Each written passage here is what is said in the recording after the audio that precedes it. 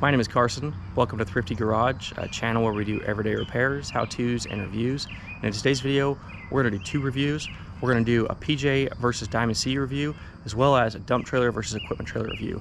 Now, this isn't quite an apples-to-apples review, but it's pretty close, and I think you're going to be surprised at some of the similarities, some of the minor differences. But let's get to the video.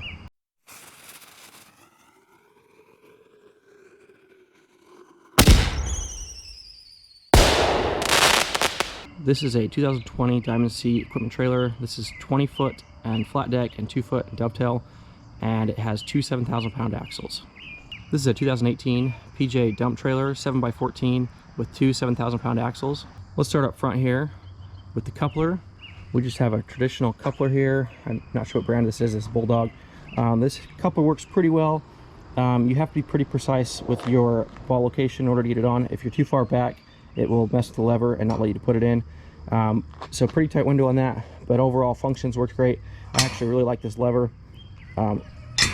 Really good securement. Here's kind of an aftermarket upgrade we've done this one. This is the Knox Locks. So they've got a pin lock as well as the couple lock, and that has worked really well on this trailer. For the Diamond C, we also have a Bulldog 25,000 coupler. But this is their BXI coupler. This coupler gives a little bit more flexibility. It's more of a funnel shape and it goes in pretty well. One thing I don't like about this coupler is this handle is on the back side. I tend to crisscross my chains, and I've stopped doing that on this trailer because this gets in the way. In combination with these chains are a little bit too short. They're a little bit shorter than the PJs. They're also in the way of this handle. So I've stopped going crisscross, and I just go straight down to the nearest attachment point. Also, really good coupler. This one's not as user-friendly. When I have people who don't use the trailer use this, they don't quite understand how to use it the first time. But latch it, drop the pin. So also very firm in your securement. You know you're engaged when you're on the trailer. So we briefly touched on the chains, but this is the Diamond C EQT line, and these chains are a little bit smaller than the PJs. I wish they were a little bit bigger, and I'll probably end up upgrading these. And the hook on these is a 5/16 inch. So again, much beefier chains on the PJ, seem to be the proper length. I can crisscross these with no problems, and that's a combination of the coupler as well as the chain length. And this is a 3/8 inch chain on these. As far as place to hook the chains, you can see here, both connectors to the trailer are the same on the PJ and Diamond C.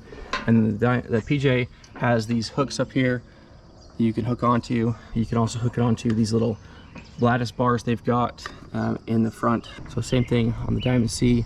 We've got the same welded connector with the pin system, so if you need to replace those ever, you just pop those pins out. We got a plasma cut hole up here for these to slide into. Really nice clean look. No extra welding on their part, so pretty smart on that regard. So here's our main wiring harness. They both seem to be about the same length. This goes up into here. We've got our breakaway switch right here, and this comes up and into here and into our Brightway Group LLC switch. So this is everything is enclosed in this single unit, and we've got sealed wiring throughout the trailer. PJ trailer is a little bit older. This has been pulled out, but the wiring all still works. As we come up into here, we've got again a good sealed box. Everything's right here, and really nice and clean. We've got a metal conduit going through here. So we got metal conduit going across there. So pretty good on the wiring. One difference we'll see on this one obviously is we've got a battery in here, and we've got a hydraulic pump for the dump. So the Diamond C has little rubber grommets, and we've got little tabs that pop out here for this wiring to be held in. In my Diamond C trailer review, you can see they did miss a grommet right here, but for the most part they've got grommets in here to kind of protect your wiring. Again, a sealed connector right here as it goes into the next phase of the trailer. But both I would say have adequate wiring and pretty good securement and just clean wiring altogether. Let's jump to our spare tire. I did opt for a spare tire on this unit, and it comes with this sweet you drop this pin right here, and this whole thing hinges and pivots down. I've never actually pivoted down. I think it's pretty heavy, but supposedly you're able to drop that with your truck connected still, which I think is really handy, and that just brings that much lower, so you're right here able to offload and change your spare out. For the PJ, we got more of your traditional spare tire, just a solid mount up here. Nothing wrong with it, but you do have to climb up top here in the neck in order to pull that down. So up top here you can see all of our ladder bracing across the neck. Nothing about up here is functional.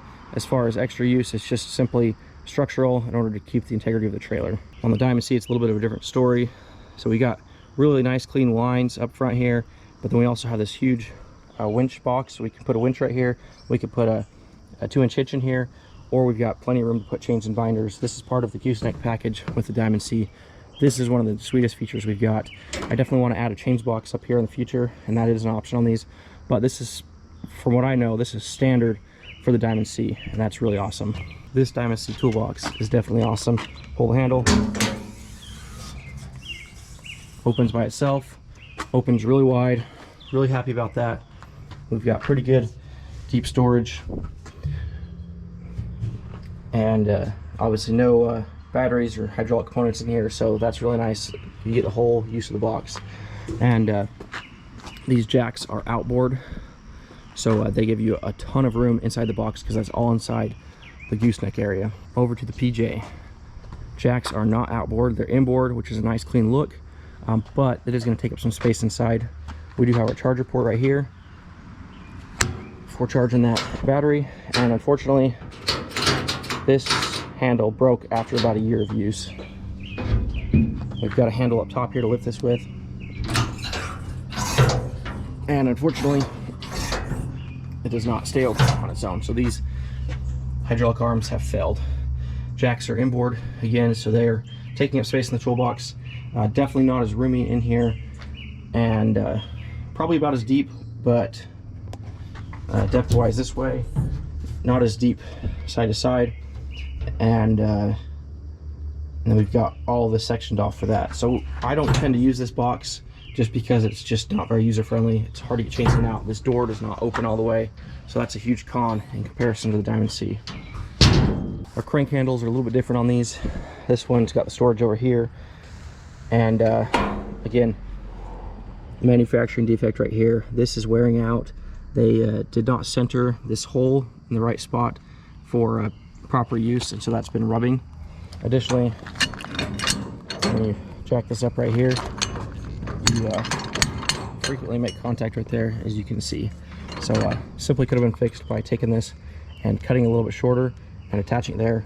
Certainly a mod we can make on this if we wanted to. Someone else recommended you come in here and raise the bed.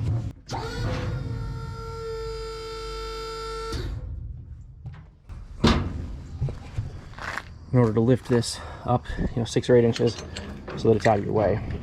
I think that's a little bit overkill, and something could be done with this. But yeah, one of the commenters said a lot of the trailers, dump trailers, are set up this way just because the two handles are in the same spot. But yeah, the tarp is a really nice feature on this, and it works really well. It's got these slider rails right along the rail. It's got some hooks on the end here that hooks into. You can tighten it down, whether you got a big heaping load of branches or you've got a low load of mulch or something you don't want to blow out. That works really well. So the Diamond C here. So this is a little bit awkward in my opinion. This kind of sticks out right here, the way it's hooked up here, but it's just a different way of doing it. Okay, jacks on these, they are bolted on. So we've got 2 bolts up here, 2 bolts down here. We've got our same quick disconnect thing. That's worked really well. No complaints or issues with this. We've got the rail that comes through here and connects to this other side. So we're getting 2 bolts here, 2 bolts there. So this jack on the PJ is welded in place, so if you ever have to replace that, that's going to be a bear. But I do believe you can actually take these caps off and rebuild these. I don't know how much room we've got in here. It's kind of tucked into here. So looking back on this, I think if they would have welded this in differently, they potentially could have kicked that hole back and had that line up a little bit better. So just a little bit poor planning on this. And this does have a smite seam on the back there. You can see some daylight maybe, but not a lot of air holes. We got that big hole right there for the hydraulic. Any water or anything that gets in here might get trapped in here a little bit, especially if there's dirt. The Diamond C does have a few weep holes in here that will allow any water that gets in here to get out. And if you want a full review on either one of these trailers, I've got a separate review on them individually. This is more of a comparison. Okay, we've got these front couplers set up the same height. So we're at 39.5 inches. And we're gonna compare and contrast a few things. So I think on the Diamond C, on this fleet neck engineered beam, love this thing. It's super sleek. No rough edges to hit right here. Just nice and smooth all through here. But I have noticed it's a little bit tighter to get underneath here. So we're going to confirm that and see what our height is here, because I feel like it's something I feel like is not the same on the PJ, where I've got, you know, I can walk through here. It's really close, but standing up full height, I can walk through there. So let's measure these out. PJ, we're 70.5 inches. Diamond C, we're 69. So we're 1.5 inches taller on the PJ, which is a pretty small difference, but it is a little bit taller. And I think that this beam is shorter. So this channel, we got 10-inch channel here. We've got 12.5 inches on the Diamond C. Access into the trailer, we've got a large 3-foot step in here. This step is awesome. This is pretty low profile, easy to get onto. And then we've also got some fender steps here. Again, pretty low, easy to get on the deck there. These are removable fenders. They're not very sturdy, and they tend to get a lot of debris kicked in there, and it kind of is leaning the fender out, which is unfortunate. But we're gonna have to get in there and clean that out, or find a different solution, put some sort of rubber piece in there to keep stuff from falling in there. But on the PJ, we've got a welded on fender. This thing's really heavy duty. You can walk on this, you can step on this. We do still step on the Diamond C fender, but it's definitely not meant for it. And this one also has a brace right here that helps with that. So I think eventually we may end up coming here and added a brace underneath here to help hold that up. Also a nice step here, but this is a pretty high difference. You know, that step is higher than the deck on this equipment trailer. So we got the same drop leg jacks. They come down. I want to measure these and see what our height difference is on these. So the landing gear on the 7x14, if you're into kind of the backwoods off-road type stuff, I think that the PJ trailer is going to be better off getting into there versus the equipment trailer here. Not only that, we've got a huge difference in length. We've got an 8-foot difference in length. This equipment trailer is 8 feet longer, but I also think our landing gear up front here is shorter. The front of the trailer, we're about 18 inches. Front of this trailer, we're at 19.5, so again, 1.5 inches higher. And if we go off the front here, we're at 22 or 22.5. Our landing gear here, kind of measure up top here, is 20.5 inches. And here we're 17.5, so we're 3 inches taller on the landing gear on the PJ over the Diamond C. So I felt like it was lower up front on this one, and I've just confirmed that it is. Same thing if we're looking at the heights of the underneath suspension. The suspension dangles down a lot more on the PJ than the equipment trailer. This Diamond C, and our frame is a lot lower on this equipment trailer. So you know, that's a part of the reason I wanted an equipment trailer. I didn't want a deck over trailer because I wanted a low ride height. So you can see we've got this equipment on here. If we've got any low hanging bridges, we're watching out for that arm hitting, and the lower this deck is, the better. So with that said, I guess let's measure some deck heights. So our deck's 25.5 inches. On here we're 29, so we're 4.5, 5 inches taller on the PJ, which is quite a bit taller when you're loading equipment. So I believe the tires on these are the same, both upgraded to 14 ply, which I would definitely recommend. And I believe they're the exact same size too. Yeah, they're both 235 85/16s, and we opted for the black wheels on this one over the silver on this one that came standard. So we've got our front landing gear and we've got our back landing gear here. This is for loading equipment, and this was an upgrade. I think these are about $150, but well worth the money. I will say one of the commenters said that they are very easily to bend, and that is very true. If you leave these down and drive at all and they skip against the ground, or even if you're loading on a hill, they can push. There's enough leverage and they just bend. So let's go ahead and pop that down. So I don't know what it is about this side, but this one has definitely been beat up. We've had to bang it back into place to keep this straight. One disadvantage with the setup, I like the jacks. After using this one, I would prefer a hand crank jack on the side here, because this it's gotten bent here a couple times, and so it kicks out, but then you can't lift it. As soon as it hits that kink, it stops, and so you can't even drive the trailer. And you can't remove this without lifting the trailer off the ground. So you could really be in a predicament without a big hammer. You're basically dead in the water with this setup. But this setup does add a ton of stability when you're loading equipment. I would highly recommend this. This will keep the weight on the rear tires of the truck or the tow vehicle, and it's just overall good to have a rear support jack on any type of equipment hauling trailer. So for the ramps on this PJ, we've got this little trap door back here, which does unfortunately trap a lot of things. You can see hauled off some garbage. We got some glass in there.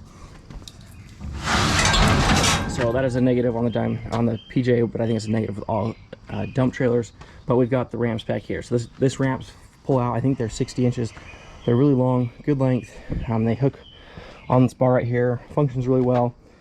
We did have an incident on the channel where we ended up bending these ramps, and so these have been beefed up. And because they've been beefed up, they were super heavy before, and now they're like extremely heavy now. But they're just slightly out of whack, and they've got a little bit of crook in them, and so it's hard to put them in here now. So a little bit more work, but I think these type of ramps are the best type of ramps when it comes to a dump trailer. You want to have ones that slide out right here on the rear, so you just pull them out, hook them up, and you're good to go, and you put them back in. Having any other type of ramp setup just doesn't work out in most cases, which leads us to why we chose this option. We wanted to fold up kick knee ramps when we were looking at our equipment trailer. I didn't want any ramps that were separate, that weren't connected. I wanted something that's stationary, hooked to the vehicle at all times, and just simply fold it down, fold it up. And we've also got these kick knees, which allow all that weight transfer, same as those jack legs that go down.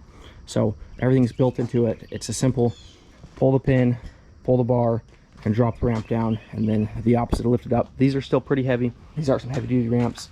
And I do like this because we do landscaping. The ability to have flexibility, run a wheelbarrow up here is very important. And also the ability to have these kick knee ramps is very important. It does have these double springs. Like I said, they're pretty heavy. Both these ramps are very heavy. And this trailer does have a dovetail, even though it's ever so slight of a dovetail. And let's go ahead and measure the rear of the trailer now. So we're about 13.5, 14 inches. We're about 16 inches. So 2.5, 3 inches taller. So like I said, depending on the job site you're running, this PJ is more of an off-road trailer in combination with the length, but also the height. You're gonna have more access. Whereas this Diamond C equipment trailer, it's a lower deck. That's one of the reasons we bought it. Because it's so long, because it's so low, that does add complexity if you're in a tight situation. If you've got difficult terrain, this might be hard to navigate.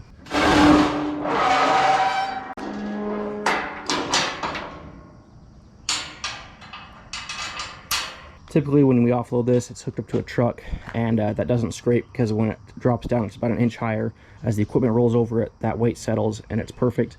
But because we're jacked up right now, the front end's a little bit higher than it would be normally. So keep that in mind with our measurements we're doing. This back end is a little bit lower, the front end's a little bit higher. Like I said, we measured the front tongues to kind of give you an apples to apples on the heights there. Okay, next up, let's talk about lighting. Love the LED lights on the Diamond C. They just look awesome. They're super clean looking, and just really shines brightly. The PJ, a little bit more old school. I think these are all LED. Some of them might be incandescent, but they are kind of the old, circular round style. Just doesn't look as cool at night, but that is a functional item. And I guess while we're talking about that, some of these have popped out, especially on the back here where we dump. These tend to get pushed out with dirt. In fact, this one right here is popping out a little bit. Yeah, I don't want to even go in. So yeah, those kind of get bumped with the dirt and whatnot. Okay, for tie downs, PJ, we've got 4. We got 2 in the back here, 2 in the front, and those are sufficient. It would be nice to have better options, but this trailer in length, 14 foot's the smallest length I'd go if you're planning on hauling any equipment in a dump trailer. The skid steer barely fits in here with forks on it, and same thing with the Mini X. It barely fits in here. This trailer, we also have 4 tie downs. They're in really good location for weight distribution, and this trailer just gives a little bit more flexibility and length for our arm and our boom and different attachments. So let's talk about some of the big elephants in the room. A lot of people talk about paint and welding. So here's our welds on the Diamond C. We got some slag in there. We got a few spot welds through here. Not the best penetration on that one. There's another spot with some slag. PJ, a little bit rougher. Got some holes in there. Yeah, that section's not too bad. I think there's pros and cons of both. I don't really see anything hugely standing out on either one as being super great or super bad. Yeah, like I said, I can't see anything super good or super bad on either of the welds on either trailer. A lot of people talk crap on the PJ for the paint, but in my experience, it's actually held up really well. There are a few spots where it is flaking and pilling. Yeah, some damage there. I mean, that took a pretty good hit right there for that to happen. Yeah, I mean, look, we got big old scratch and dent right there. We've got scratch and dents right there. We've got little rust spots that have shown up, but it looks like they've taken a pretty good beating before they start rusting. Okay, so here I think is one of the concerning spots. You know, again, fit and finish, looking at the trailer, you wouldn't even notice this, but we've got this little crack right here along the seam, and there is some rust coloration there. So I think as water gets in behind there, that's potentially where these have a problem, where they get in there, they rust out and they pop off the paint. But yeah, there's very little evidence of anything. This is a 2-year-old trailer. I would say beyond weekend warrior use. I mean, this has been used in the landscaping business, it's been used on the farm and ranch, and held up really well. Okay, paint on the Diamond C. There's been a few spots that I'm a little bit disappointed in. Again, overall pretty good, and we've got some huge gouges and scratches from loading things up, but like right here is where our big problems are. This thing is made out of super weak metal. I think it's the same metal that's on this push rail, this rub rail, and this paint just pops right off, and right underneath it we've just got fresh bare metal just waiting to be rusted out. You can see here we've already rusted this out. So that did not seal or adhere very well, as well as in these hard to reach areas. So in these hard to reach corners like we've gotten here, we've got places where the paint or powder coat was missed, and it looks like there's some sort of primer underneath there because it's not immediately rusting, but there is missing paint. I actually reached out to my dealer, see if he could maybe send me over a can of paint or something. Not a huge deal or concern, but honestly this trailer is only 6 months old, and I would say that this is worse than the PJ. So here's another spot that had pretty bad adhesion right here. Some sort of paint or some sort of oil or something was on here when they powder coated this, and I don't know if it was water or whatever, but you can see it didn't adhere there, and it's starting to rust out. Got some underneath here as well. Obviously we're being nitpicky now. I did a full in-depth review on this Diamond C, went through all the nitty-gritty stuff. It's like a 30-minute long video talking about the good and the bad. But really, like I said, we're being nitpicky. Both these trailers, in my experience, have been really well. They've held up really well. I expect the Diamond C to hold up just as well as the PJ. I don't think either one has, you know, superior build qualities. I think the paint on both of them are decent. I do think the Diamond C paint's a little bit better if they were just to do a little bit better quality control and get some of those spots that are missed.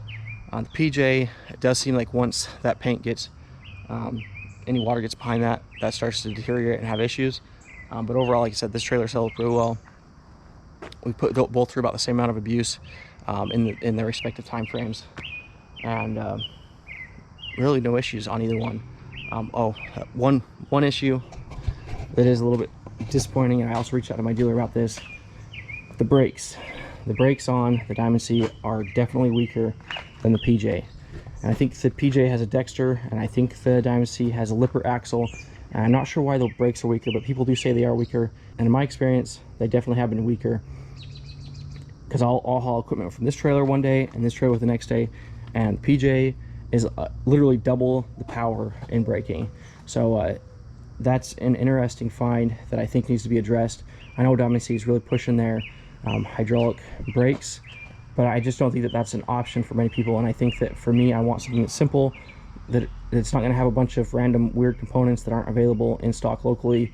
I want something that just works well, and you know, the shoe brake system has been around for so long. Everybody stocks those parts, and obviously they've worked for decades. Maybe they don't last as long, but they certainly should function as well, and I don't know why this doesn't have double the braking power that it does, or where it should be. I will say the PJ, after about a year and a half of use, did need to have some maintenance on the brakes. They were starting to get weak. Took it to a shop, got them maintained, and they're back up to full force. So a little bit of maintenance, those things are ready to go, but for whatever reasons, the Diamond C, these brakes do not work as well. There you go. There's your comparison video with the Diamond C to our PJ over here. Both are great trailers. I'd recommend both. Obviously, if you need a dump trailer, get a dump trailer. If you need an equipment trailer, get an equipment trailer.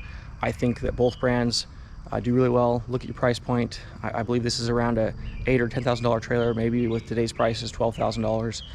This trailer is their old EQT line. They no longer have this line available. Now they have the LPX, which is a little bit of a step up, and it's a little bit more expensive. I think they start out in the $8,000 or $9,000 range. I picked this up for $6,500, so I think that those prices are gone. We're no longer going to see that again. But if you wanted to see the pricing video, I have pricing videos on these, as well as review videos on both of these.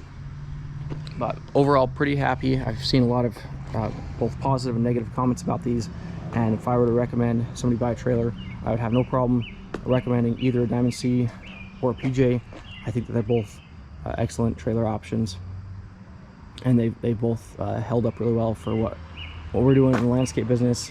We've hauled all sorts of stuff with both trailers, loaded up pallets on here, loaded up stone boulders, you know, really beyond what you know, they're intended for, but you use what you got, and this is what we got, and it's really a good addition to our fleet.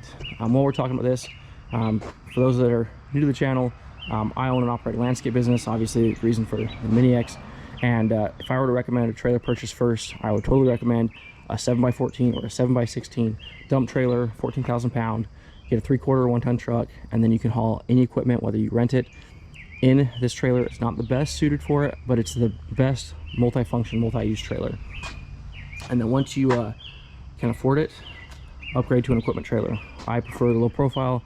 Maybe you need a deck over. It depends on if you're hauling more palletized goods or if you're hauling more equipment. I'm hauling more equipment, so I want to have a low deck.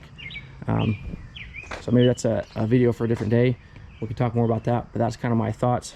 Buy a dump trailer first, buy an equipment trailer next, and slowly build up your fleet of equipment.